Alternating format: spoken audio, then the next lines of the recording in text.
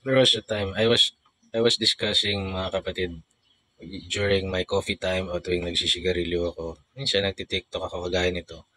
And sa ngayon parang ang dinidiscuss ko ay yung hindi politics na suya na ako dun kundi more on yung mga green flag. Kasi marami ako nakilalang lalaki na green flag na hindi sila pinapansin o hindi kami pinapansin. Sinali siya rin. So parang naisip kong i-promote ko ano yung mga traits na meron sila na the girls would find appealing din naman, no? Hindi lang naman physical. No? Pero bukod doon kasi yung mga green flag tas hindi sila pinapansin, kadalasan sa kanila nagsisuffer din from mental health, self-doubt, mababa ang self-esteem, and kaya ako nababanggit yung mental health ngayon. Isa kasi yan sa naging advocacy ko. Kasi maraming taong malalapit sa akin ang karoon ng mental health problems na kung minsan when they're with me, sinasabi lang nila na okay sila pero eventually may mga triggers. Minsan ako rin yung trigger nila, minsan pangyayari. Uh, and then I was asked dati ng aking partner, bakit may mga ex ka na nagme-message pa rin sa'yo na sharing their intimate, uh, yung mga bagay na intimate sa kanila and problems na hindi supposed to mong sineshare sa isang ex, lalo na buwisit sila sa akin. And then I said na siguro kahit na hindi kami nag-work out, may pinagsamahan kami and they know na kahit sinumpa-sumpa nila ako, they know na uh, dadamayan ko sila. Especially kung mental health yung pinag-uusapan o yung mga bagay na ang ugat ay alam ko na noon pang kami pa. So, yung mental health na yan, sinasabi, di ba, kailangan maayos yung mental health mo. Merong isang malapit sa akin na trigger niya yung sinasabihan siyang baliw. Parang napapaliw na ata kasi meron siyang karamdaman. Trigger niya yan, nasasaktan siya. Alam nyo, to be honest with you, mga kapatid, sa akin lang to kailangan medyo baliw ka rito sa mundong ito para mag-survive ka. Hindi yung baliw na mambabato ka na, wala ka na sa katinoan na. You should be a little crazy sometimes. You should be able to laugh at yourself. You should be able to do crazy things as well. You should be able to tolerate crazy things while nang hindi without losing yourself. No?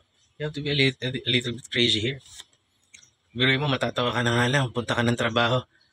Ay putang ina, sasamantaan nito mga to. Mga baliw. Pag napunta ka ng isang institusyon, ay putang ina to, mga kurakot. Nagtuturo ng ibang kurakot pero sila pala yung kurakot. Yung isa naggawa ng insurance fraud, yung isa naggawa ng pinagkakakitaan niya yung firm niya. Kaso ng kaso para kumita sila. May mga baliw. Diba? May mga ganun. Tawanan mo na lang. You got to be a little bit crazy here. Diba? You should be able to dance in the rain. Diba? You should be able to laugh at yourself. Diba? You should be able to talk with yourself and have a decent conversation with yourself. And ikaw yung unang-unang nagme-make sure na you're okay. Okay ako, putang ina nyo. Ganun dapat yun. So, na-share ko lang sa inyo na hindi masamang maging crazy. Actually, sabi ni Kuya Kim nga when he is talking about Eman, nakita ko yung clip baliw din ako nakuha niya yung pagkabaliw ko. The academic mind of the mother and the looks of the mother nakuha ni Eman and yung pagkabaliw sa akin. Nga lang, hindi lang umabot si Kuya Kim doon sa self-harm. And makikita mo si Kuya Kim na may pagkabaliw din siya, no? Nag-fit check, whether people see it as appropriate or not, nagmomotor, hindi lahat, kukunti lang sa mga taong nasa status ni Kuya Kim ang ginagawa yung mga ginagawa niya. Pero he's a little bit rough also. Nakakatanggap siya ng bashing. He's also a bit delusional. Kamukha niya raw si Gungyo ba yun? Yung Korean na, you gotta be a little bit crazy here. Otherwise, kung masyado kang straight, mababaliw ka talaga sa mundong ito. And always, number one kasi you seek God. You seek God. Kasi you cannot understand everything na nangyayari dito. Kahit gaano ka ka-genius. Kakaisip mo, may saturation point yung utak natin So, isip ka na isip. Huwag na isipin. Isuko mo sa Diyos kasi everything happens for a reason and that reason is minsan hindi natin alam. You have to accept na minsan, yung mga pangyayari sa buhay natin na hindi magaganda ay may dahilan at hindi natin alam yung dahilan. Minsan, kailangan mo rin matutong magtimbang. Uy, hindi favorable yung nangyari sa akin pero at least, di ba? You should be able to convince yourself na everything is okay. Ibigay ko kayo ng example kung paano ko ginawa yan. Nawalan ako ng trabaho one time. So financially, walang pumapasok na pera sa akin. Pero dumating ako sa point na meron akong isang dating classmate na bumalik na siya sa kanyang mother country after niyang magtapos. No?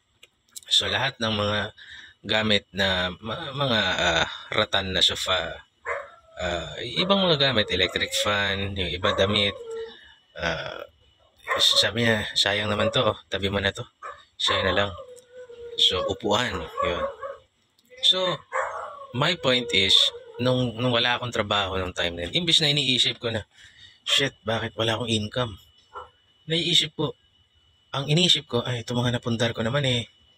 Kutya, kung titignan ko to, parang pinagtrabahuhan ko na rin to ng 1 taon. Pwede na to. Gano'n ka dapat mag-isip? You have to be a little bit crazy na purihin yung sarili mo sometimes o you find meaning sometimes rather than finding luck. Di ba? O, sa mga nepo baby, kunwari, wala nangyayari sa kanila without the help of their parents, so what? Anyone would love to be in your shoes, di ba?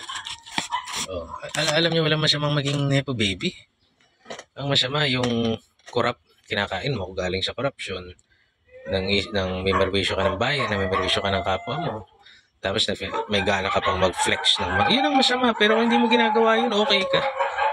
May trabaho ka man o hindi, mabubuhay ka ng maalwan. Blessing you.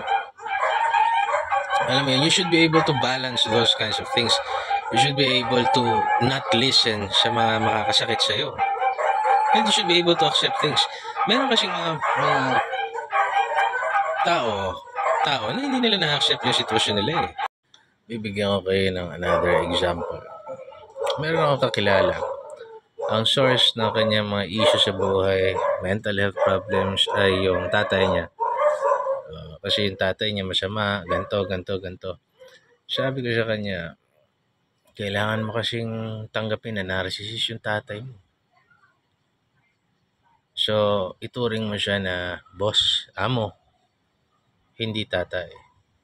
So, pag tinuring mo siya ng gano'n, you're not expecting, sunod-sunuran ka lang sa kanya, just a boss.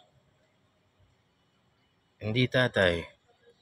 Kasi pag naghanap ka ng katangian ng isang tatay sa kanya, hindi mo makikita. Turing mo siyang boss. O ngayon, kapag para hindi ka magdamdam, you're not expecting the care of a father. You're just expecting na boss siya, amo mo siya. Pag natutunan mo yun, gagaan yung pananaw mo sa buhay mo. God bless.